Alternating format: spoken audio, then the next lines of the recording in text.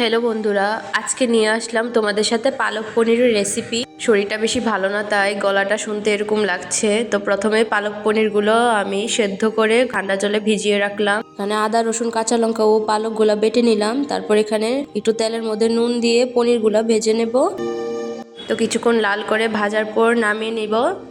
তারপর কড়াইতে একটু বাটার দিয়ে এখানে ফোড়ন দিয়ে দেব শাহজিরে, শাহমরিচ, এক টুকরো দারচিনি ও দুটো এলাচি।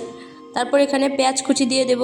তারপর পরিমাণ মতো নুন আর হলুদ দিয়ে কিছুক্ষণ নাড়িয়ে আদা, রসুন ও কাঁচা লঙ্কার পেস্টটা দিয়ে দেব। তো মশলাগুলো একটু জল দিয়ে কষিয়ে নিব। কষানোর পর পালং শাকের যে বাটাটা এটা দিয়ে দেব। তো ভালো করে কষিয়ে সামান্য চিনি দিয়ে দেব। তারপর এখানে পনিরের জল ও পনিরগুলা দিয়ে দেব। তারপর ভালো করে ফুটে উঠলে গরম মশলা ও বাটার দিয়ে নামিয়ে নেব। আজকের রান্নাটা তোমাদের কাছে কেমন লেগেছে তোমরা অবশ্যই জানাবে। ভালো লাগলে লাইক, কমেন্ট এবং শেয়ার করে দেবে ও আমাকে ফলো করে দেবে। ধন্যবাদ।